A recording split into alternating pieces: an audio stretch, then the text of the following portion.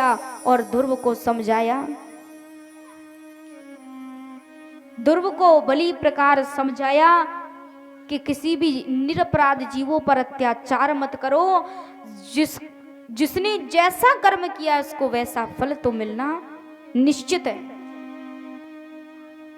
ध्रुव ने अनेकानेक वर्षों तक राज सिंहासन संभाला और फिर जब मृत्यु का अंतिम समय निकट आया तो मृत्यु के सिर पर मृत्योर मूर्धनि पदम दत्तवा आरूरोहादबतम ग्रहम, मृत्यु के सिर पर पैर रख करके विमानारूढ़ होकर के भगवान के धाम पधार गए।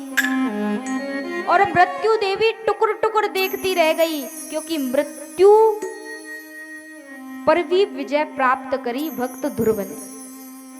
वैसे तो इस पंचभौतिक शरीर का त्याग करना पड़ता है, तब जाएंगे हम भगवान के पास। स्वर्ग लोक नरक लोक केवल कौन जाता है? भगवान के धाम कौन जाता है?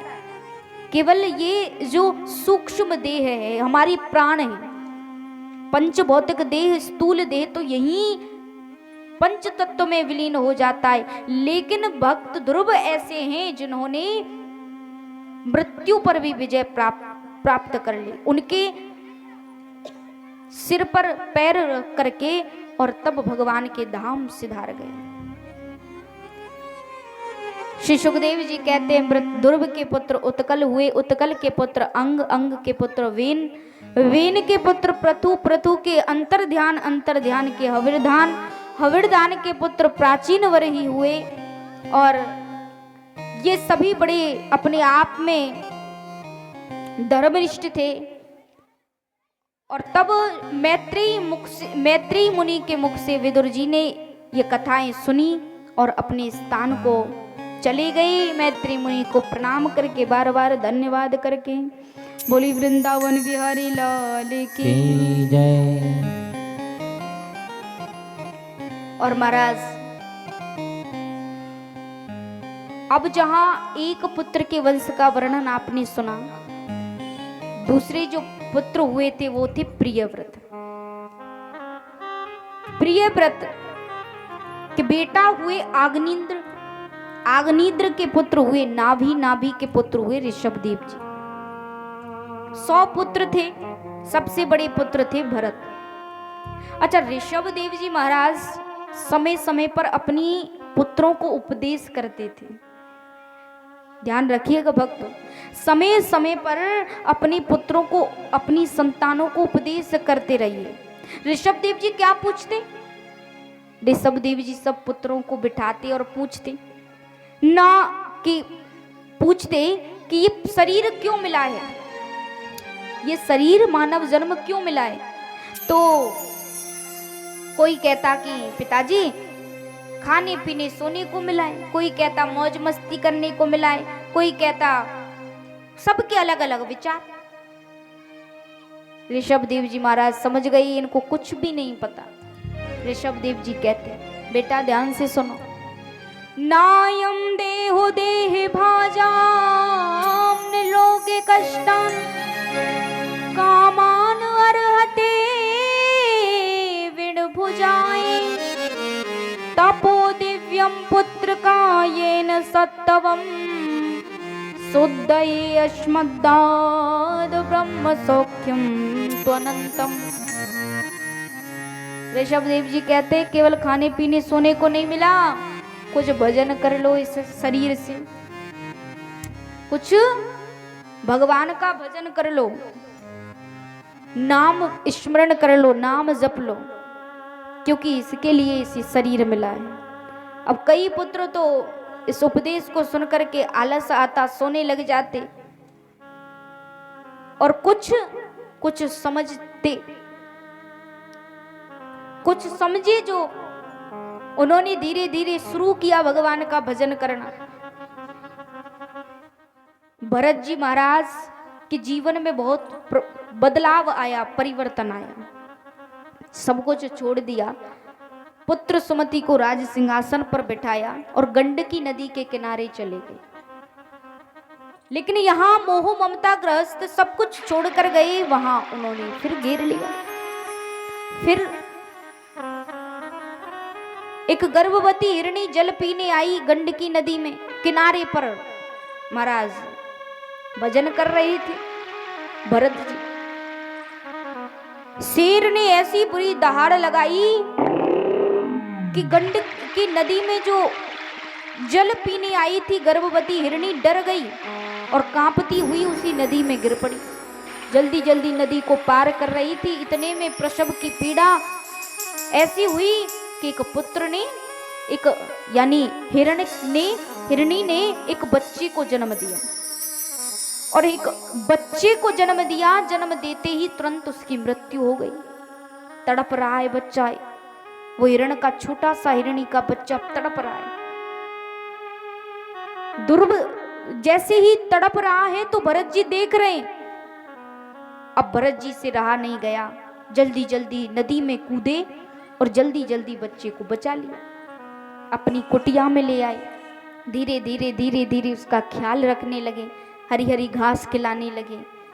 धीरे धीरे ऐसा ऐसा मोह फंस गया, मन फंस गया।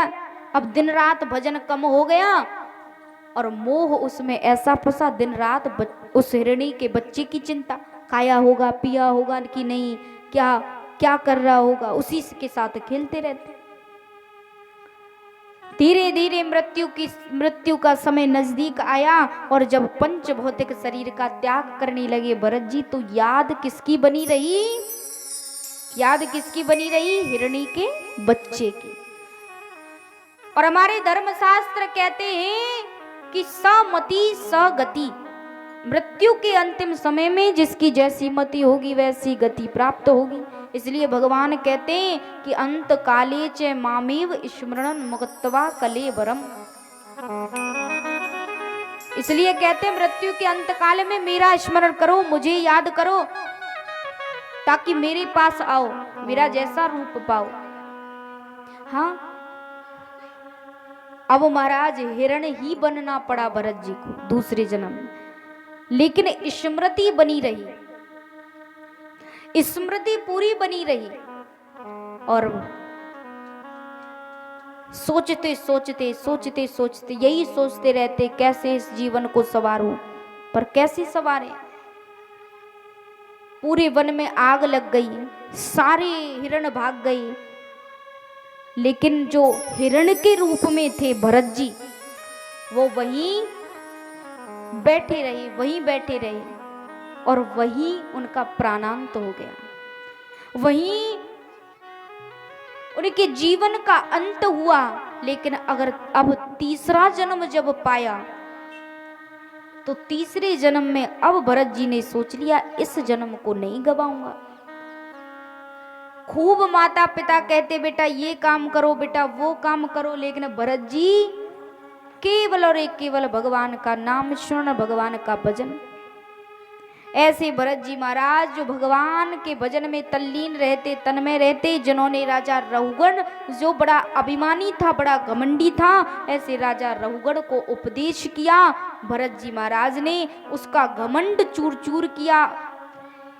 क्योंकि भरत जी महाराज समझाते हैं कि भाई किस बात का घमंड, किस बात का अहंकार, जिस चीज का तुम अहंकार कर रहे हो ना वो साथ जाने वाली नहीं है। ये धन दौलत जमीन जायदाद ये क्या साथ जाएंगे?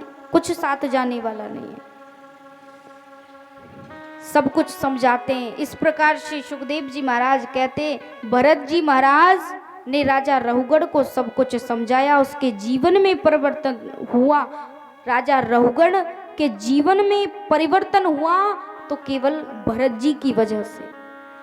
आचार्य श्री सुखदेव जी कहते हैं राजा परीक्षित को इस प्रसंग का वर्णन कर रहे हैं कि जड़ भरत जैसा संत रहुगण जैसा अभिमानी को आत्म उपदेश करता है, सत्संग सुनाता है, सत्संग से किसी के जीवन को कैसे बदला जा सकता है, यह हमें ये प्रसंग समझाता है। और उन्हीं भरत जी के नाम पर और एक राम जी के भाई हुए भरत जी, जिनके नाम पर इस देश का नाम भी भारत पड़ा, ऐसा संत कहते हैं। अब महाराज श्री सुखदेव जी महाराज परीक्षित से कहते हैं, परीक्षित, हमसे कोई जीवन में पाप हो जाए, उससे बचने के लिए हमें क्या करना चाहिए? ध्यान से सुनो, क्योंकि एक तो होता है अनजानी में पाप और एक होता है जानबूझकर पाप किया जाए। जानबूझकर जो पाप करते हैं उससे तो मुक्ति कैसे मिलेगी? उससे मुक्ति कैसे मिलेगी? बोले बुरे कर्म का बुरा ही फल होता है। जब तुमने जानबूझकर पाप किए तो उनका फल भी अच्छा ही भोगना पड़ेगा। लेकिन अगर अनजाने में पाप हो गए तो उनसे मुक्ति मिल जाए, इसके लिए क्या करना चाहिए? केचित केवलया भक्त्या वासुदेव परायण आधम धुनवंती कान सरयेन निहारुमिव भास्करम्। सबसे बड़ा प्रायश्चित है केवल नाम संकीर्तन, भगवान का नाम, जिसे लेकर अजामिल इतना दुष्ट था। कान्य कुब्ज में रहने वाला अजामिल नाम का व्यक्ति इतना दुष्ट था, एक वेश्या के संसर्ग में ऐसा फंसा, ऐसी संगति मिली कि इतना दुष्ट हो गया कि चोरी डकैती, दूसरों का दिल दुखाना, अत्याचार करना, यही सब रह गया। सब आस पड़ोसी सब दुखी थे अजामिल से। एक संतों की टोली जो श्रीधाम वृंदावन जा रही थी, तो वो संतों की टोली जहां सीधे अजामिल के घर पहुंच गई और अजामिल के घर थी वैश्या। वैश्या ने जैसे ही संतों को देखा तो प्रणाम करने लगी और कहने लगी कि महाराज, आप जैसे संत मेरे घर पधारे में धन्य हो गई, लेकिन मैं क्या बताऊं, मैं आपको प्रसादी नहीं पवा सकती क्योंकि मैं वैश्या हूं, लेकिन सीधा सामान दे सकती हूं। आप यहीं बैठो, विराजमान हो। घर के आगे एक वट वृक्ष था और उस वट वृक्ष के नीचे आसन लगाया संतों ने और वहीं सीधा सामान दे दिया। सभी ने सीधा सामान से जो भोजन बनाया उससे भगवान का, ठाकुर जी का भोग लगाया। इतने में आ गया अजामिल। अजामिल बड़ा दुष्ट, संतों को देखा, देखते ही चिल्लाने लगा, किसको यहां ठहरने दिया इन्हें? संत कहने लगे, महाराज आपके घर का भोजन पाया है, दक्षिणा तो दीजिए। बोले अच्छा, एक तो यहां बिना पूछे ताछे आ गए, ऊपर से दक्षिणा और दे। बोले यहां से जाओ। संतों ने पहले ही विचार कर लिया कि भाई कैसे भी हो इसके घर का भोजन पाया है तो उद्धार तो करना पड़ेगा। अब क्या किया? बोले देखो, वैसे तो कोई कुछ नहीं चाहिए हमें, रुपया पैसा कुछ नहीं चाहिए, बस एक काम करना। बोले तुम्हारी पत्नी गर्भवती है, इसके जो पुत्र हो, हमने जान लिया है तपस्या के प्रभाव से इसके पुत्र होगा, और इसके जो पुत्र हो उसका नाम तुम नारायण रखना। संत वहां से चले गए और उस अजामिल ने अपने पुत्र का नाम रखा नारायण। बड़ा पापी था, दिन रात खूब पाप करता था, जीवन में खूब पाप का गट्ठर लेकर घूम रहा था। परंतु जब अब पापी व्यक्ति को तो मृत्यु के अंतिम समय कौन दिखेंगे? कौन दिखेंगे? यमराज। अब यमराज जब पापी व्यक्ति यानी अजामिल को दिखने लगे तो चिल्लाने लगा, बचाओ बचाओ बचाओ बचाओ। चिल्लाने लगा तो इतने में नारायण दिखा, जोर जोर से कहता, नारायण बचाओ नारायण बचाओ। उधर से यमदूत दिख रहे हैं, उधर से भगवान नारायण के धाम से 4 पार्षद आ गए विमान लेकर। अब यमदूत कहे कि हम ले जाएंगे नरक से, पाप किए हैं, और पार्षद कहे हम ले जाएंगे, इसने भगवान का नाम पुकारा है। अब बताओ, दोनों में ये बातें होने लगी। अजामिल सब कुछ सुन रहा था। बोले ठीक है, कोई नहीं ले जाएगा इसे, तुम अपने यमराज के पास जाओ, पूछ कर आओ, हम भगवान से पूछ कर आते क्या होगा इसका। चले गए दोनों। लेकिन सोचो, अजामिल कि जीवन में इतना बड़ा परिवर्तन हुआ कि जो नाम नारायण का मैंने भाव से नहीं पुकारा, केवल पुत्र का नाम पुकारा था, फिर भी उद्धार हो गया। इसलिए तो ध्यान दीजिएगा भक्तों, भागवत जी में लिखा है कि कैसे भी लो भगवान का नाम, भगवान का नाम इतना प्रभावी है कि चाहे रोते लो, हंसते लो, उठते लो, बैठते लो, खाते लो, पीते लो, लेकिन भगवान का किसी भी परिस्थिति में आप नाम लोगे तो वो आपको प्रभाव दिखाएगा ही दिखाएगा। हाँ, भागवत जी में लिखा कि सांकोत्यम वा पारिहास्यम वा स्तोवम हेलनामेव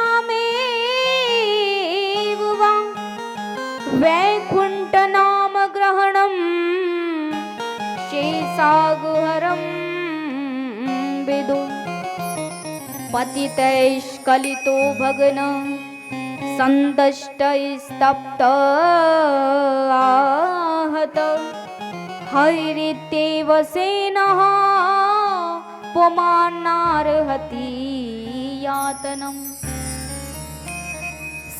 संकेत में हेला देते समय, रोते समय, किसी से झगड़ते समय भगवान का नाम कैसे भी लो, परंतु नाम तो प्रभाव दिखाएगा ही दिखाएगा। एक बार तुलसीदास जी से किसी ने पूछा,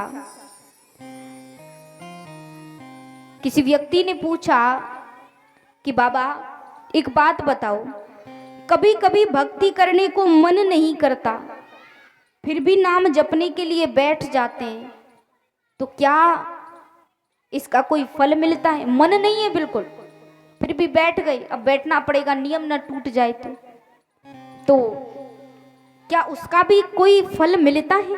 तो तुलसीदास जी ने बड़ा मुस्कुराकर उत्तर दिया कि तुलसी मेरे राम को रीझ भजो या खीज, भौम पड़ा जामे सभी उल्टा सीधा बीज। तुलसीदास जी उत्तर देते हैं कि भैया भूमि में जब बीज बोए जाते हैं तो क्या यह देखा जाता है कि यह बीज उल्टा गिरा है या सीधा? हाँ, क्या यह देखा जाता है? नहीं। सीधे गिरे हो या उल्टे गिरे हो, फिर भी कालांतर में वो एक जैसी फसल बनकर उग आती है।